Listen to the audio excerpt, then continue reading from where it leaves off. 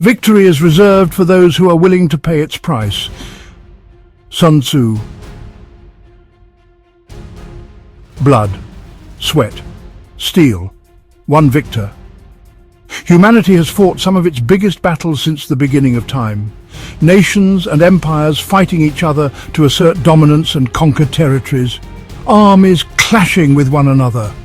However, many of the conflicts that have shaped history as we know it have not occurred between superpowers, but rather between the steel of one man and that of his opponent in death-defying duels where only one of them can win.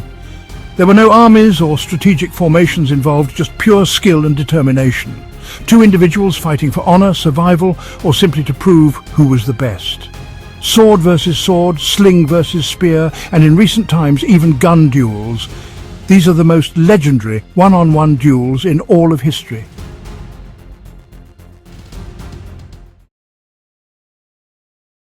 In the late Sengoku and early Edo periods, two of the most famous Japanese swordsmen and strategists of all time lived, Miyamoto Musashi and Sasaki Kojiro. Miyamoto Musashi was extremely deadly for his unpredictable style, dual sword mastery, and psychological tactics that kept opponents off balance and controlled the fight's rhythm. On the other hand, Kojiro was renowned for his precision and signature move, the swallow cut, a swift, deadly strike inspired by the movement of a bird. Known for his long-bladed Nodachi sword, Kojiro was a formidable opponent whose skill and reputation rivaled that of Miyamoto Musashi. After Kojiro challenged Musashi Miyamoto to prove that he was the greatest swordsman of all, Miyamoto accepted, and the duel was scheduled for Ganryujima Island on April 13, 1612. Kojiro arrived on time at the location, looking presentable and carrying the large sword that distinguished him for using such a large weapon with an enormous degree of precision. Musashi arrived 3 hours late as a ploy designed to irritate Kojiro, who thought that Miyamoto's tardiness was a lack of respect for the samurai code. Musashi eventually shows up, which enrages Kojiro. Contrary to the standard samurai code, Musashi has an unusual appearance. He is tall and scruffy, with dirty clothes and untidy hair. Miyamoto, being an incredible strategist, carved his weapon from an oar using a knife. This had two intentions. The first was to create a psychological effect on Kojiro. Since Miyamoto was known for his use of double swords, Kojiro would feel insulted by the use of a single weapon, especially one made of wood. The second was to neutralize Kojiro's long sword, which posed a challenge for Musashi's unconventional style. Enraged at Musashi's cocky attitude and his disrespect towards him, Kojiro throws away his scabbard in preparation for the fight. Blinded by fury, he rushes into battle brandishing his wooden sword in an attempt to unleash his signature technique, the swallow slash. In a moment of tension, Musashi narrowly evades the killing blow, resulting in his head being severed. Seizing the opportunity, Musashi strategically positions himself with the setting sun behind him. The water on the beach reflecting the light, creating a blinding glare for Kojiro, who, desperate at Musashi's confident behavior, loses his methodical precision and lunges at Musashi, having to squint against the light. Musashi quickly responds and delivers a powerful blow to the head, the sound of the impact echoing across the beach as Kojiro collapses lifelessly on the sand, leaving his disciples in shock. The duel, billed as the greatest samurai battle in history, concludes with a single blow. With no time to celebrate, Musashi quickly retreats to his boat. He had purposefully planned every moment of their match, from arriving late to drive his opponent to despair using a modified wooden sword to positioning himself against the light. This set of tricks and tactics were all used to neutralize Kojiro's natural talent, ultimately solidifying his reputation as Japan's greatest swordsman. Andrew Jackson, a Tennessee lawyer, military leader, and plantation owner, was renowned for his blazing temper and unwavering sense of honor. Jackson, who eventually became President of the United States, was known for his tenacious and ferocious defense of his family and name. In contrast, Charles Dickinson was a lawyer and accomplished duelist renowned for his lethal accuracy with a pistol and keen sense of humor. Like Jackson, Dickinson was quick to take offense and defend his dignity, and his reputation as a skilled marksman was well earned. In 1805, Andrew Jackson and Charles Dickinson got into a sour argument over a horse racing in a furious confrontation of egos. Jackson boldly wagers on his beloved horse Truckton, but the stakes are considerably higher, with a $2,000 payout. Jackson's infamous temper, however, adds gasoline to the fire when the scenario turns into a heated dispute about compensation after Dickinson's horse, Ploughboy, becomes ill. Dickinson publicly criticizes Jackson, questioning his character and even making disparaging remarks about Jackson's wife. His insults stem from arrogance, which intensifies the conflict, especially because some of his criticisms contain a hint of truth. Tensions between the two finally reach a breaking point when Dickinson publishes an essay accusing Jackson of being a coward. In response, Jackson formally challenges him to a duel. Dickinson, known for his superb shooting, boldly accepts Jackson's challenge. Given Dickinson's better shooting ability, Jackson and his partner devise a last-ditch effort to level the playing field. One possible tactic they contemplate is for Dickinson to fire first, in an attempt to take advantage of any potential errors. However, if Dickinson were to succeed, this bold strategy might result in an immediate loss.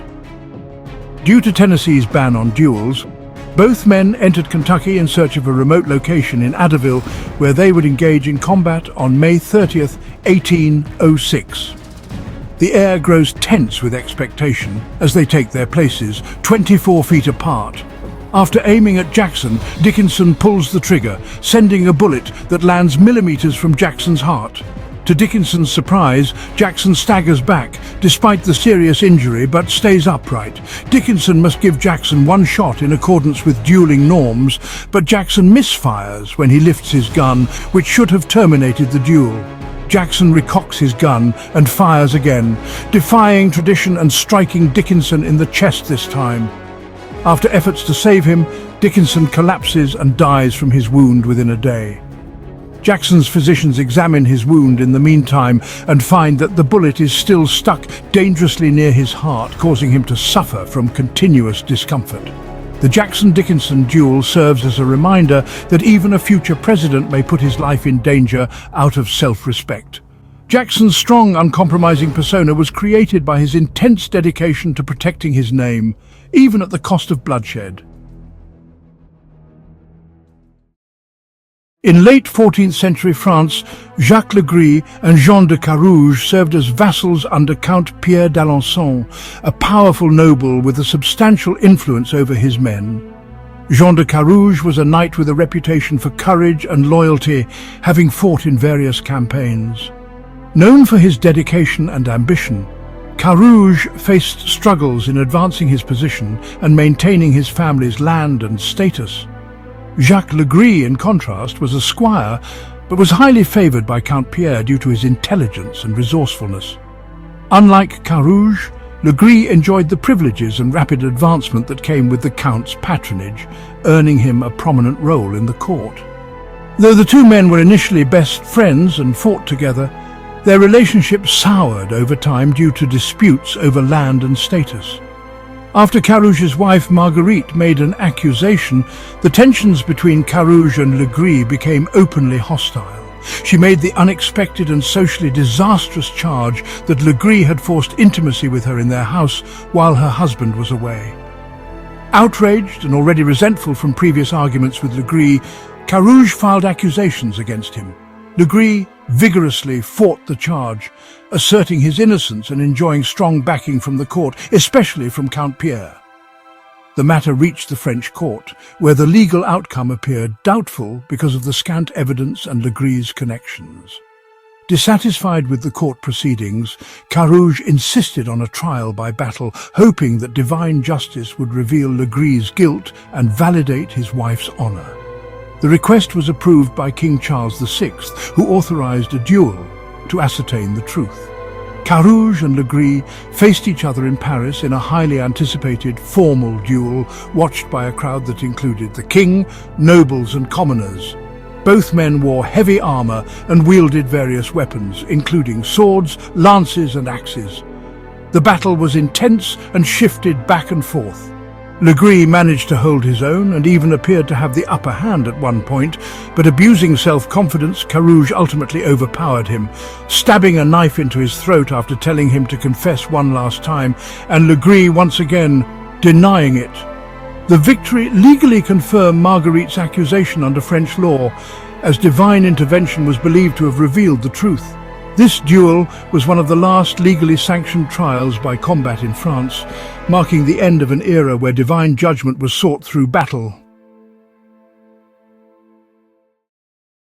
Alexander Hamilton, a self-made man and key founding father, rose from humble origins to become the first Secretary of the Treasury, shaping America's financial system and championing a strong federal government.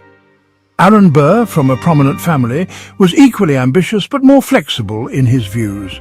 He was a skilled lawyer and politician who supported populist causes.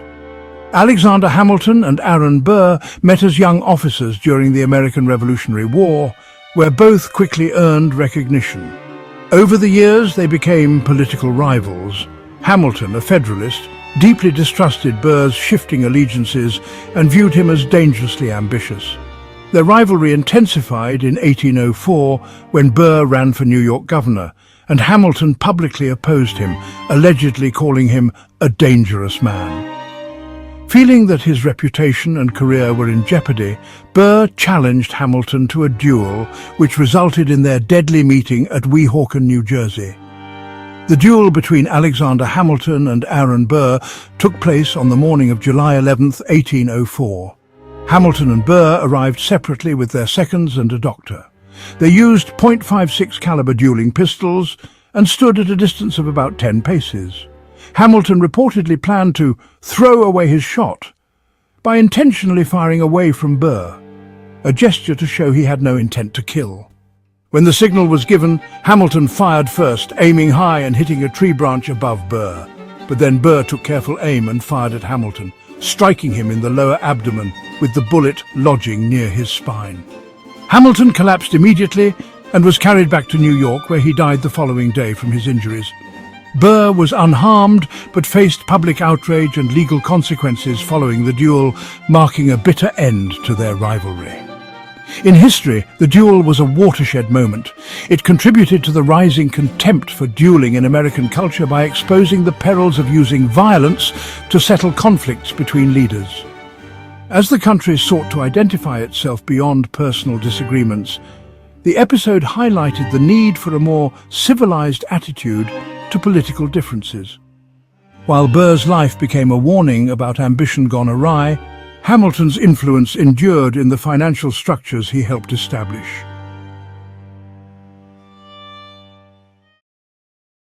The Old Testament's description of the ongoing struggle between the Israelites and the Philistines in ancient Canaan serves as the backdrop for the story of David and Goliath.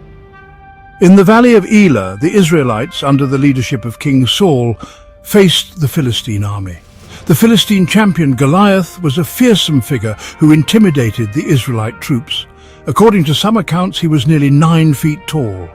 Any Israelite brave enough to face him in single combat would be challenged by the sight of Goliath, who was armed with a huge spear and dressed in thick armor. David, on the other hand, was a young shepherd, the youngest of 8 sons, sent by his father to deliver food to his brothers in the army. David was not a trained warrior, nor had he any experience in battle. However, he was skilled with a sling and had a deep, unwavering faith in God. When he heard Goliath's challenge and witnessed the Israelites' fear, David volunteered to face the giant, declaring that he trusted God to give him victory. The conflict was about the spiritual and cultural struggle between the Israelites and Philistines. Goliath embodied Philistine might and confidence in material power, while David represented faith and courage, relying solely on his trust in God. Though hesitant, Saul eventually allowed David to face Goliath. David rejected traditional armor, choosing only his sling and 5 stones, highlighting the contrast between his approach and Goliath's conventional tactics. Goliath jeered David as he came closer, laughing at the notion of a young man without armor taking on an experienced fighter. Unfazed, David affirmed his belief that God will bring about victory. David loaded his sling in a flash and threw a single stone precisely as the two approached. Goliath collapsed instantaneously as the stone sank into his skull and struck him squarely in the forehead. The Philistines were subsequently defeated when David finished the battle with Goliath's sword. Both armies were startled by this seemingly unachievable triumph. The Israelites praised David's courage and faith, while the Philistines fled in terror. This event signaled the start of David's ascent, which ultimately resulted in his coronation and made him one of Israel's most notable leaders. His story endures as a powerful symbol of courage, faith, and the triumph of belief over might, influencing moral views across generations. The duel between Hector and Achilles is mythological, part of Homer's Iliad, one of the most enduring works of ancient literature. While historians believe that a conflict resembling the Trojan War may have occurred, the characters of Hector, Achilles, and the details of their duel are likely creations of myth and storytelling. The Trojan War, a pivotal moment in Greek mythology, occurs in the 10th year of the saga of these two characters. According to Homer's Iliad, after Paris, a Trojan prince, kidnapped Helen, the Queen of Sparta, the Greeks besieged Troy for almost 10 years. The best warrior in the city and Prince of Troy, Hector, was revered for his commitment to his family and nation as well as his physical prowess. Motivated by duty and honor, he fought to protect Troy and his loved ones. Achilles, the Greeks' most fearsome warrior, was known for his strength and near invulnerability, as he was said to be partially immortal due to his mother's efforts to protect him from harm. Unlike Hector, Achilles fought for personal glory. Despite his loyalty to the Greek cause, Achilles was more focused on achieving everlasting fame as a warrior. The immediate catalyst for their confrontation was the death of Patroclus, Achilles' closest friend and cousin, who had entered battle wearing Achilles' armor to inspire the Greeks. Hector mistook him for Achilles and killed him, taking the armor as a trophy. When Achilles learned of Patroclus' death, he was consumed by grief and rage, vowing to avenge his friend by killing Hector. Hector waited, knowing he was likely going to die, just outside the gates of Troy, where he and Achilles dueled.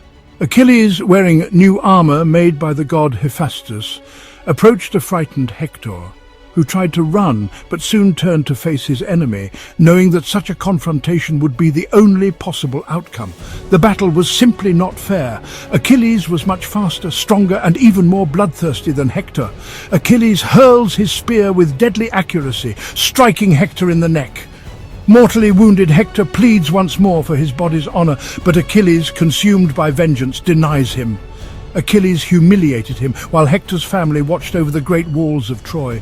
Hector was a great warrior, but just another victim for Achilles, who, filled with rage once he had dealt his killing blow, desecrated Hector's corpse in front of his family and other Trojans, tying it to his chariot and dragging it around the walls of Troy.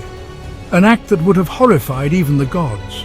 For millennia, this story has impacted literature, philosophy, and the arts while bringing to light universal themes of pride, honor, and the terrible consequences of retaliation.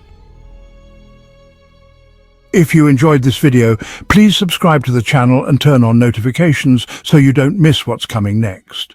Thank you all for watching. If there's a historical figure you'd like to see featured next, or if you have any thoughts to share, feel free to leave a comment below. I'll see you in the next video.